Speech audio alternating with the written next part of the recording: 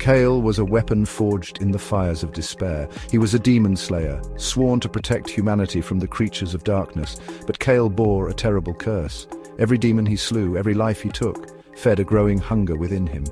A hunger for their dark energy. It pulsed through his veins, a corrupting power that threatened to consume him entirely.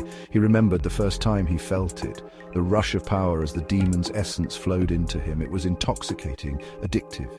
He craved more, always more. Each victory chipped away at his humanity, replacing it with a chilling emptiness. The darkness whispered to him, tempting him with unimaginable power. Kale had to make a choice. He could succumb to the darkness, becoming the very monster he hunted. Or he could find a way to break the curse. But hope seemed like a distant flicker in the encroaching darkness. He gripped the hilt of his sword, the cold steel a familiar comfort. He would not give in. He would find a way to break free, for himself, for humanity. Word reached Kale of an ancient relic, the Heart of Ashar, a relic whispered to hold unimaginable power, power enough to reshape destinies, power enough to break curses. Hope, once a dying ember, flickered back to life.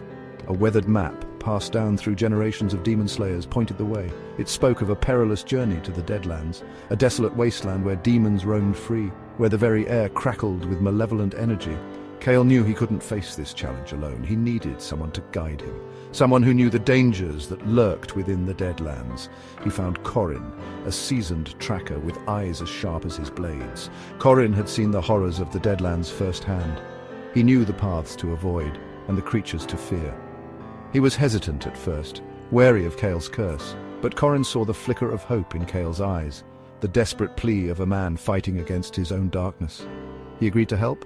Their journey would be long, it would be perilous, but Kale clung to the hope that the Heart of Ashar held the key to his salvation.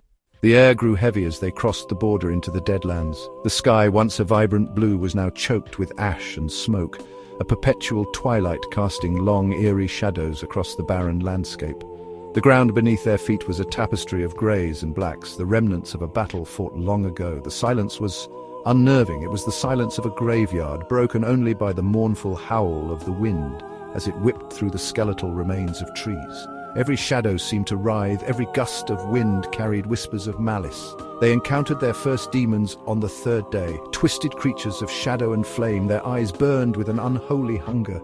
Kale fought with a ferocity born of desperation. His sword, imbued with ancient magic, cut through the demons with ease. But with each kill, the hunger within him intensified. Corin fought by his side, his movements fluid and precise. He used the environment to their advantage, leading the demons into traps and ambushes. They were a team now, bound by their shared goal and the constant threat of annihilation. Days bled into nights. Time lost all meaning in the desolate expanse of the Deadlands. They faced wave after wave of demons, each encounter pushing Kale closer to the brink. The darkness whispered to him, promising him power beyond measure if only he would embrace it fully. He could feel it changing him. His senses were sharper, his reflexes quicker. He moved with an almost unnatural grace and power, but his victories felt hollow. Each kill fueled the beast within, gnawing at the edges of his control. Corin watched him with a mixture of concern and apprehension. He saw the toll the curse was taking on his friend, the way Kale's eyes seemed to flicker with a dark fire, the way he sometimes lingered a moment too long after a kill, as if savoring the rush of power. "You need to fight it, Kale," Corin said one night, his voice barely a whisper in the stillness. "Don't let it consume you." Kale simply nodded, his gaze distant. He knew Corin was right, but the hunger was a living thing inside him, twisting his thoughts, whispering temptations in his ear. He had to stay strong. He had to reach the Heart of Ashar. It was his only hope.